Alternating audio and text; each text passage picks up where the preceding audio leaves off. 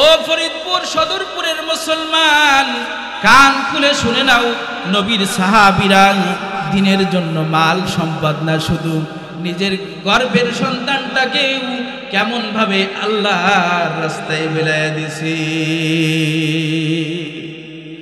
আল্লাহর শরণ থেকে গাফেল বলে তাদেরকে আগে পেশ করছে। বদরের যুদ্ধ সংগঠিত হবে যখন, আল্লাহর নবী যোদ্ধা তৈরি করতেছে, এ সময় কাফেরদের সংখ্যা বেশি ছিল, 1000 সশস্ত্র বাহিনী। আল্লাহর নবী কেবলমাত্র গুটি কয়েক মুসলমান, 313 জন মুসলমান। মদিনার অনেক মা, জনম দুঃখিনী মায়েরা নিজেদের সন্তানদেরকে নিয়ে আল্লাহর নবীজির কাছেই ছোট ছোট দুধের বাচ্চা, কোলের শিশুদেরকে নিয়ে আল্লাহর নবীর কাছে বলে, ইয়া রাসূলুল্লাহ, ইয়া হাবিবাল্লাহ, আমার এই সন্তানটা নিয়ে যান। যখন কাফেররা আপনার দিকে তীর নিক্ষেপ করবে, আমার সন্তানকে আপনি ঢাল বানায় ব্যবহার করবেন। জোরে কোন আল্লাহু আকবার। বলে, ইয়া রাসূলুল্লাহ, ইয়া হাবিবাল্লাহ, আমি কিয়ামতের ময়দানে শহীদের মা হয়ে উঠতে চাই। জোরে কোন আল্লাহু আকবার। সুমামা মুক্ত হওয়ার পর মসজিদ নববীর অদূরে একটা কুয়ার ভিতরে যে গোসল করে নিজেকে পবিত্র করে মসজিদে নববীতে এসে রাসূলের সামনে বসে বলে, ইয়া রাসূলুল্লাহ, ইয়া হাবিবাল্লাহ, আপনার হাতটা গায়ে দেন, আর আমি সুমামার হাতটা আপনার হাতের পরে রাখার অনুমতি দেন, আর আমি সুমামাকে কালিমা পড়ায় মুসলমান বানায় দেন। জোরে বলেন আলহামদুলিল্লাহ। চিৎকার দিয়ে বলেন আলহামদুলিল্লাহ। সম্মানিত ভাইরা, ইসলামের ঐতিহ্য তো এটা, তাবলীগের ঐতিহ্য এটাই ছিল। ধান্দাবাজিরা যেদিন থেকেই ঢুকছে সেদিন থেকেই ঝামেলা শুরু হয়ে গেছে। জোরে কোন কথা ঠিক কিনা? এটা কি শুধু তাবলীগে নাকি সব জায়গায় আছে? আছে না নাই? নবীর যুগেও ছিল না? ছিল না? সাহাবীদের মধ্যে মুনাফিক গোষ্ঠী ছিল কি ছিল না? সর্বযুগে এমন একটা জাতি সব সময় ছিল, আছে এবং থাকবে।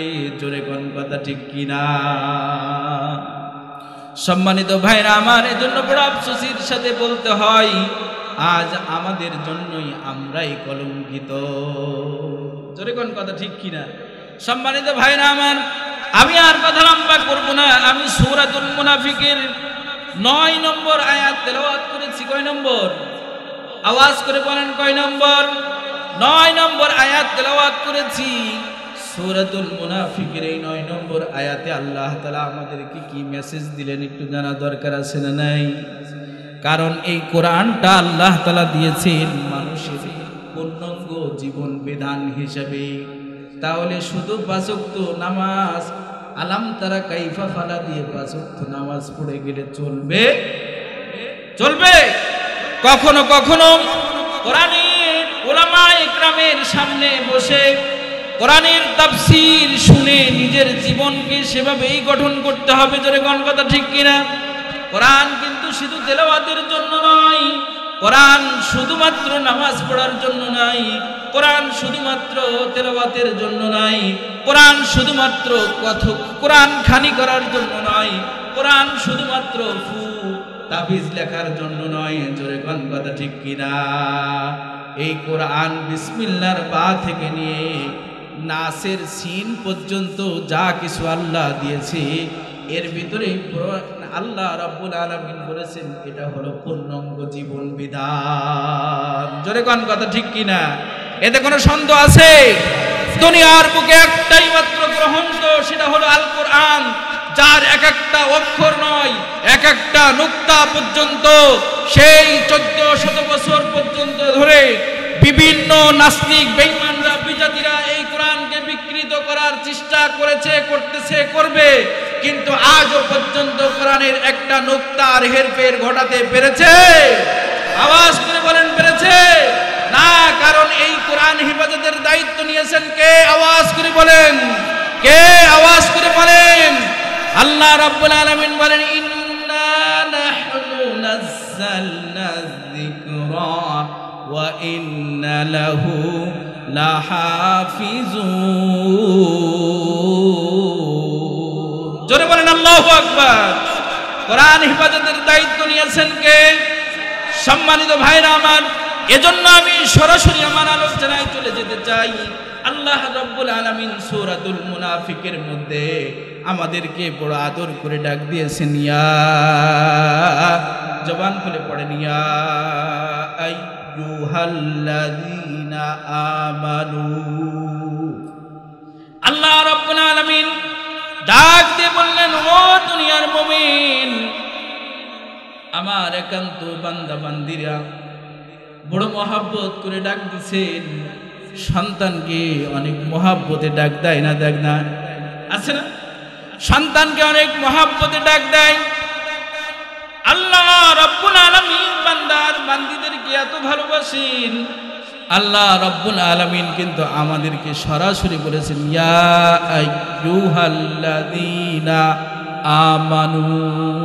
আমানু কারা? আল্লাহ আর আল্লাহর নবীকে বিশ্বাস করে যারা, দুনিয়ার বুকে ঈমানদার তারা। জোরে কোন কথা ঠিক কিনা? তাহলে আল্লাহ তাআলা নিজেই দাবি করে, ও আমার বিশ্বাসী বান্দা বান্দীরা। আল্লাহু আকবার বলেন। আল্লাহ নিজেই বলে কি? ও আমার বিশ্বাসী বান্দা বান্দীরা, লা তুলহিকুম, তোমাদেরকে যেন আমি আল্লাহ থেকে তোমাদেরকে গাফেল না করে দেয়। কি না করে?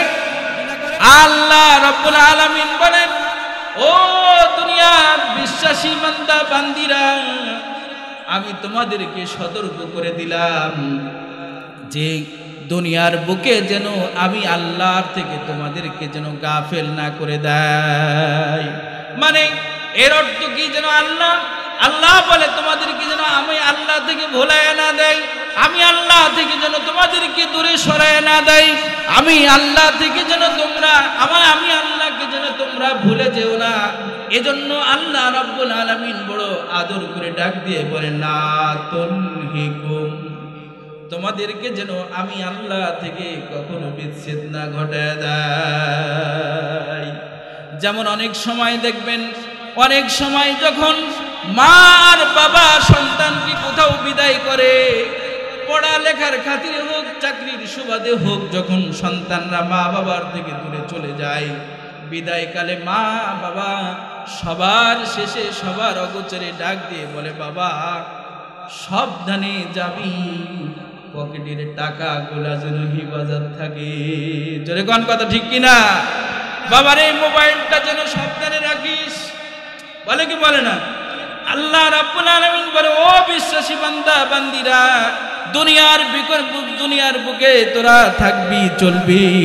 এই দুনিয়ার বুকে শুধুমাত্র মসজিদে থাকলে চলবে, মাদ্রাসায় পড়ালেই চলবে না, শুধু ওয়াজ করলে চলবে না, বউ বাচ্চাদেরকে বাজার করেও খাওয়ানো লাগবে না? লাগবে না?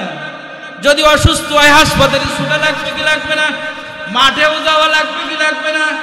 হ্যাঁ, শুধু মসজিদে পড়ে থাকলে চলবে না, শুধু ব্যবসা প্রতিষ্ঠান নিয়ে পড়ে থাকলে চলবে না।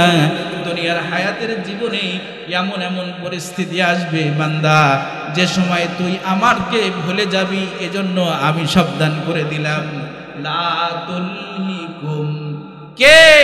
কে তোদেরকে সরায় দেবে? আমি আল্লাহ থেকে তোদেরকে দূরে সরাবে কে? আল্লাহ রাব্বুল আলামিন সেটাও বর্ণনা করে দিলেন। জোরে বলেন সুবহানাল্লাহ। শুনবেন, সেটা শুনবেন, কিসে বান্দাকে আল্লাহর দিকে দূরে সরায় দেয়। আল্লাহ রাব্বুল আলামিন নিজেই বলতেছেন, ইয়া আইয়ুহাল্লাযীনা আমানু লা তুলহিকুম আমওয়ালুকুম। জোরে কোন আল্লাহু আকবার। আল্লাহ বলে, ও আমার বিশ্বাসী বান্দা বান্দীরা, তোদেরকে যেন আমি আল্লাহ থেকে গাফেল না করে দেই, আমি আল্লাহ থেকে যেন তোদেরকে সরায় না দেই, আমি আল্লাহকে যেন তোরা ভুলে না যাস। কারণ তোদেরকে ভুলায় দেবে তোদের সম্পদ। জোরে কোন কথা ঠিক কিনা? দুনিয়ার বুকে দেখা যায় সম্পদের আধিক্যতা যখন বাড়ে, তখন নামাজের প্রতিও গাফলাত এসে যায়। দোকানদারকে জিজ্ঞাসা করো, যে সময় একটা মানুষ ছোট একটা ছাপলা দোকান নিয়ে বসে, মাথায় টুপি দেয়, সে 5 ওয়াক্ত নামাজে আসে। যখন বিরাট দোকান হয়ে যায়, কর্মচারী 2-5টা থাকে, তখন যে যদি বলো ভাই আজান হয়ে গেছে চলো নামাজে যাই, বলে এক্ষুনি যাওয়া যাবে না, তুমি যাও আমি আসতেছি। বলে এখন যাব কি করে? অনেক দোকানদারদের রিপোর্ট আছে আমার কাছে, কষ্ট নেবেন না, হয়তো ফরিদপুরে এমন কোন মুসল্লি নাও থাকতে পারে, সারাদিন দোকানদারি করে, 5 ওয়াক্ত নামাজ একসাথে যে রাত্রির কাজা করে, আছে না নাই? এমন পাইকারি মুসল্লি কিন্তু হাজার হাজার আছে। খবরদার কেউ যেন কষ্ট পেয়ে পথে আটকায়েন না যে হুজুর এই বদনাম কেন দিলেন। এ কিন্তু সদরপুরের কথা আমি বলি নাই, এটা আমার সাতক্ষীরা জেলা, খুলনা জেলা, যশোর জেলার গল্প করলাম। এমন অনেক মুসল্লি আছে দোকানদারি করে, তাই 4 ওয়াক্ত নামাজ একসাথে আদায় করে।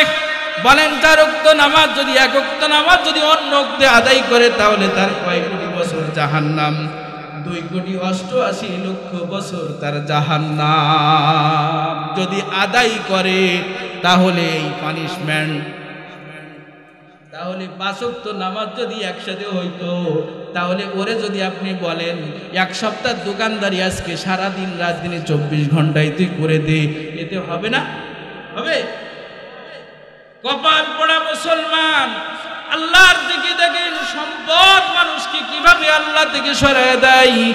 এই কুরবানির দিনে গরু কুরবানি করবে জন্য, গরু কেনার জন্য বাজারে গেছে। ভালো করে খেয়াল করবেন মুসলমান, ও ফরিদপুরের সদরপুরের বাবাজিরা ভালো করে শুনে নাও, ও পর্দার আড়ালের মা কানটা খুলে শুনে নাও, মারে বড় দুঃখের সাথে বলতে হয়, কুরবানি করবে, গরু কিনতে গেছে, 1 লাখ টাকা দিয়ে গরু কিনবে বলে গ্রামের মাতুব্বার, মোড়ল মাতুব্বার, ইনিয়ে বড় গ্রামে ধার ভারওয়ালা লোক, মাথা মোটা লোক, মাথা ফোলা লোক, এজন্য উনি বাজারে গরু কিনবে 1 লাখ টাকা দিয়ে, এজন্য সাথে নিয়ে গেছে আরো 10-5 জন, এদেরকে নিয়ে বাজারে গেছে। দুপুর হওয়ার আগেই গরু এখনো বাজারে কিন্তু সব আসে নাই, আর বাড়ি আসছে ঈশান নামাজের পরে। জিজ্ঞাসা করে দেখো ভাই, যে এই যে গরু কিনতে গেছে জোহরের আগে আর আসলে ঈশার পরে, কুরবানির গরু কুরবানি করা ওয়াজিব, জোরে কোন কথা ঠিক কিনা না ফরজ? কুরবানি করা ওয়াজিব, গরু কিনা ওটা ওয়াজিব, যে আমল করা ওয়াজিব তার প্রস্তুতি নেওয়াটা ওয়াজিব, এজন্য গরু কিনাও আমি ধরলাম ওয়াজিব। কিন্তু এই যে তুই 4 ওয়াক্ত নামাজ আদায় করলি না রে কপাল পড়া মুসলমান, জিজ্ঞাসা করে দেখো কপাল পড়া মুসলমান, এই কুরবানির গরু কিনতে যে কিন্তু 1 ওয়াক্ত নামাজ পড়ে না। কথা ঠিক কিনা? এরা হলো এমন মুসল্লি, হুজুরের কাছে ওয়াজ শুনছে, পাগড়ি মাথায় দিয়ে নামাজ পড়লে সওয়াব বেশি। কথা বুঝতেছেন? এরা হলো এই মার্কা মুসল্লি, শুনছে যে পাগড়ি মাথায় দিয়ে নামাজ পড়লে সওয়াব বেশি, এজন্য ওর কাছে পাগড়ি নাই, চিন্তা করছে সওয়াব তো বেশি, এজন্য পুরনীল লুঙ্গি কান খুলে মাথায় পাগড়ি বাঁধছে। জোরে কোন কথা ঠিক কিনা?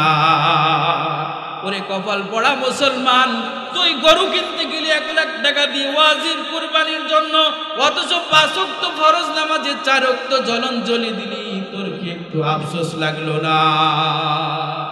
আল্লাহ এই জন্য সতর্ক করে দিছে, লা তুলহিকুম আমওয়ালুকুম। জোরে কোন আল্লাহু আকবার। কথা বুঝে আসতেছে? কষ্ট পাচ্ছেন নাকি আপনারা? কষ্ট হচ্ছে? সব শেষ পর্যন্ত থাকবেন তো? হ্যাঁ, কারা কারা থাকবে দেখি 2 হাত তুলে দেখেন। লিল্লাহে তাকবীর, লিল্লাহে তাকবীর। আল কোরআনের আলো। হাত উঠান, হাত উঠান, হাত উঠান। শীত লেগে গেছে না? হ্যাঁ, হাত ওঠাতে চাচ্ছে না সবাই। 2 হাত দেখা দেন। লিল্লাহে তাকবীর। আল কোরআনের আলো, সংসদে জালো। আল কোরআনের আলো, কোরআন হাদিস যেখানে, উলামায়ে কেরাম যেখানে, মসজিদ মাদ্রাসা যেখানে, তাফসীর মাহফিল যেখানে, মমতাজ যেখানে, মাশাআল্লাহ, গান বাজনা যেখানে, মাশাআল্লাহ, আল্লাহ কবুল করুক। হাত নামান। শেষ পর্যন্ত থাকবেন তো ইনশাআল্লাহ? ইনশাআল্লাহ থাকবেন তো? লা তুলহিকুম, আল্লাহ কি কয়? সংক্ষিপ্ত আকারে একটা উদাহরণ দিলাম। আমওয়ালুকুম, মাল মানুষকে আল্লাহ থেকে দূরে সরায় না। এমন আছে না নাই? এগুলো আমার বাস্তব ঘটনা, আমার জীবনে বলতেছি, কাল্পনিক কাহিনী না। সম্মানিত ভাইরা আমার, এরপর আল্লাহ রাব্বুল আলামিন আরেকটা মেসেজ দিছে, ওয়ালা আওলাদুকুম, তোমাদের সন্তান সন্ততি যেন আমি আল্লাহ থেকে তোমাদেরকে গাফেল না করে দেয়। কারা? সন্তান সন্ততিরা যেন আমি আল্লাহ থেকে গাফেল না করে দেয়।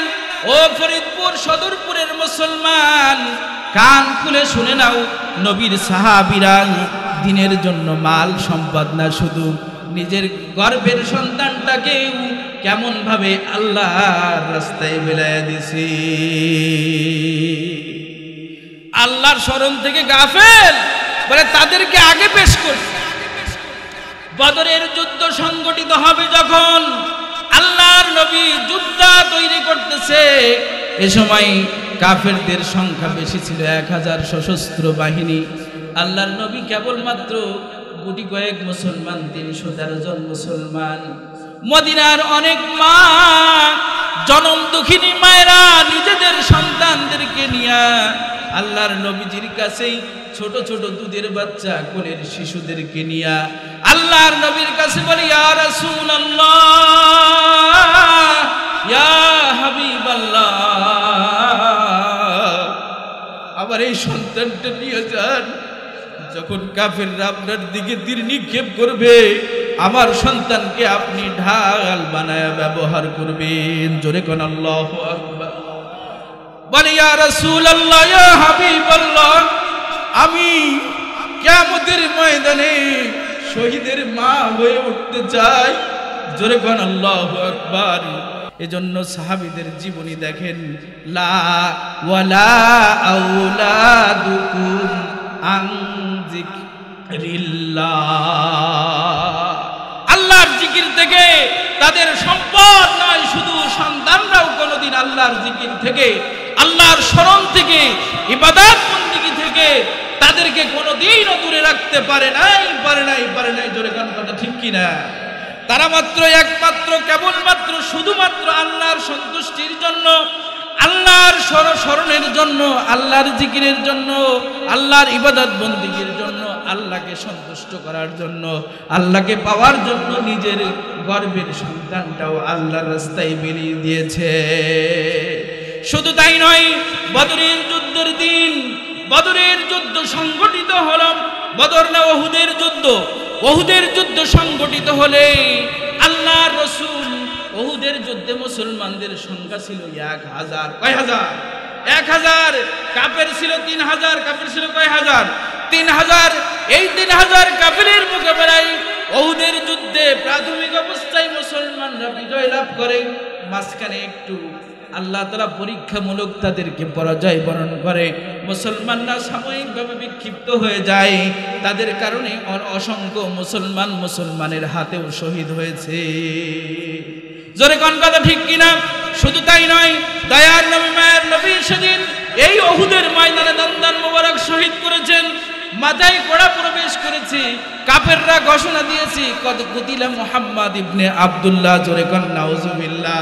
কাফেররা ঘোষণা দিছে, মুহাম্মদ আব্দুল্লাহর বেটা মুহাম্মদ মারা গেছে। এই যুদ্ধের ময়দানে মুসলমানরা যখন পরবর্তীতে বিজয়ীর উড্ডীন পতাকা উত্তোলন করে যখন মদিনায় বীরের বেশে ফিরে আসতেছে, এই সংবাদ কাফেররা আগে মদিনায় পৌঁছাই দিছে যে মুহাম্মদ মারা গেছে। জোরে কোন নাউজুবিল্লাহ। এই সংবাদ পায়া আল্লাহর এক বান্দি, এক মুসলিম রমণী, সে ঘর থেকে পাগল পারা হয়ে, পাগলিনী হয়ে ছুটতেছে। আর যখন কাফেলাদের সাথে দেখা হয়, এই কাফেলার সাথে দেখা হওয়ার পর তাদের কাছে জিজ্ঞাসা করার আগেই সবাই বলতেছে যে আমরা অমুক জায়গায় দেখলাম তোমার স্বামী মৃত্যুদেহ পড়ে আছে। ওই মহিলা দায়িত্বহীন ভাষায় সে বলতেছে এগুলা আমি শুনতে চাই না, তোমরা বলো আমার দয়াল নবী কেমন আছে। জোরে কর আল্লাহু আকবার।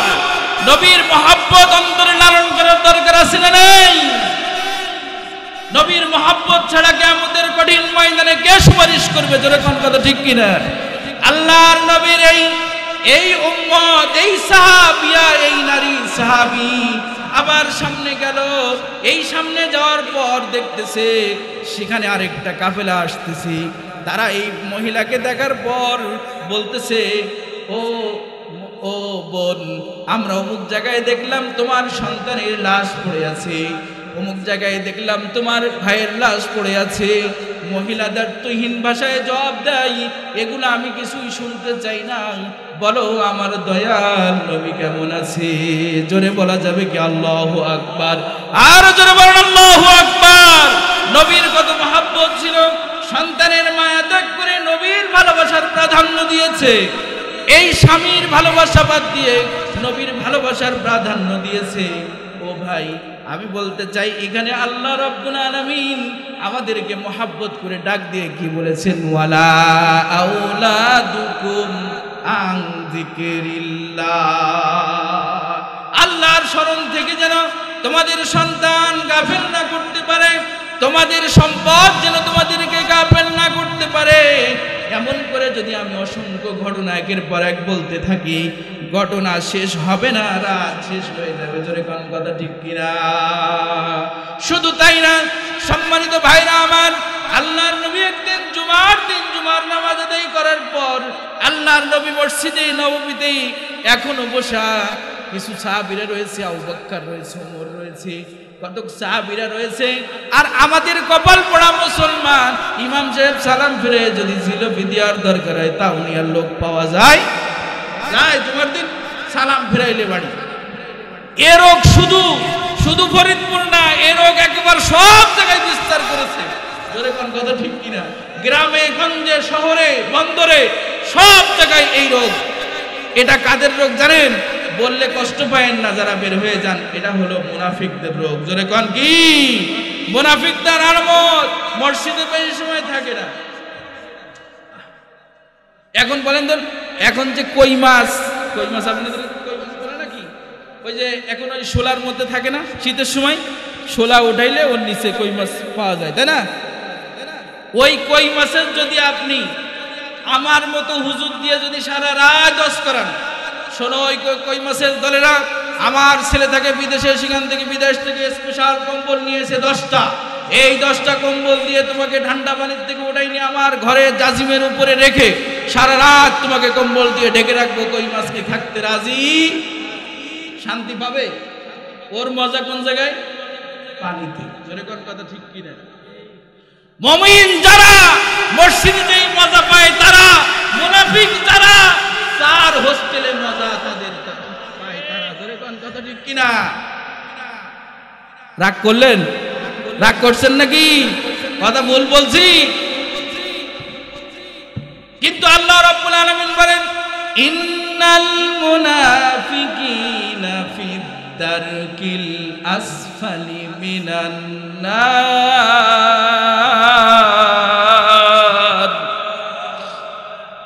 আল্লাহ বলেন মুনাফিক যারা জাহান্নামের নিম্ন তলদেশে থাকবে তারা। এজন্য জাহান্নামের তলদেশে আমরা থাকতে চাই না। অতএব মুনাফিকদের খাতায় আমরা লিপিবদ্ধ হতেও চাই না। চাই জাহান্নামে যাবেন কারা কারা? রাজি আছেন কেউ যাওয়ার জন্য? তাহলে এই কাজ করা যাবে। আল্লাহর নবী জুমার দিন নামাজ আনতে কতক সাহাবীরা রয়েছে, অধিক সাহাবীরা সহ অধিকাংশ মুনাফিকরা বের হয়ে চলে গেছে। এই মুহূর্তে আল্লাহর নবীর কাছে দুইজন ব্যক্তি এসে আল্লাহর নবীর কাছে সংবাদ দিছে, বলে তোমাদের নবী কোথায়? একজন সাহাবীকে এসে বলতেছে তোমাদের নবী কোথায়? বলে মসজিদের ভিতরে। বলে কি একটু মেহেরবানি করে নবীকে একটু ডেকে দেয়া যায়? বলে কেন, কোথা থেকে আসছো তোমরা? বলো, পরিচয় দাও। বলে আমরা আসছি ইয়ামান থেকে। কোথা থেকে? ইয়ামান থেকে। আমরা দুইজন খ্রিস্ট ধর্মের অনুসারী। আমরা তোমাদের নবীর সাথে একটা কথা বলতে চাই, আমরা ব্যবসা করি, ব্যবসায়ী মানুষ, ব্যবসার খাতিরে তোমাদের এই দেশে আসছি, কিন্তু তোমাদেরকে একটা আর্জেন্ট খবর দেব, এই জরুরি একটা সংবাদ তোমাদের নবীকে দেব। বলেন এখন বলা যাবে না, তুমি এখন যাও, নবী আমলে আছে। বলে না ঘটনাটা, কথাটা বড় জরুরি, এজন্য বলতেই হবে। এমন বললে কে না ডেকে দেয় বলেন? ওই সাহাবী মসজিদের ভিতরে যে আল্লাহর নবীকে ডাক দিলেন, ইয়া রাসূলুল্লাহ, ইয়া হাবিবাল্লাহ, দুইজন ব্যক্তি আসছে আপনার সাথে, তারা কথা বলতে চায়। দয়ার নবী, মায়ার নবী শোনার সাথে সাথে তার কাছেই হাজির। জোরে কোন সুবহানাল্লাহ। কারণ আপনার নবীর আখলাকটা এমন ছিল, নবী কোনোদিন শত্রুর মনেও আঘাত দেয় না। জোরে কোন কথা ঠিক কিনা? আর আমরা মুসলমান, ওই নবীর উম্মত, গিন্নির সাথে সকাল বিকাল ঝগড়া আছে না নাই? পাড়ার লোকের কথা বাদ দিলাম, ঘরের কথাটাই বললাম। এবার তো মা বোনরা বড় খুশি হয়ে যাবেন যে হুজুর একখান কথা, একখান ওয়াজ করেছেন। কি বলেন, কথা ঠিক কিনা? বলে হুজুর যত ওয়াজ করেছি একটা ওয়াজ করেছি। বলেন আছে না নাই এই রোগ? ঘরে গেলে বড়, ঘরে বড় মাতবার, এই ঘরের ওয়াজ আজকে করা যায়, সময় নাই, ঘরের ওয়াজ করব পরে একদিন যদি আল্লাহ তৌফিক দেয়। ঘরের ওয়াজ পরে, যেটা ধরেছি এটাকে শেষ করে নেই। কিন্তু একটা ওষুধ তো দিলাম নাকি? আল্লাহর নবী জীবনে কোনোদিন কষ্ট কাউকে দেন নাই।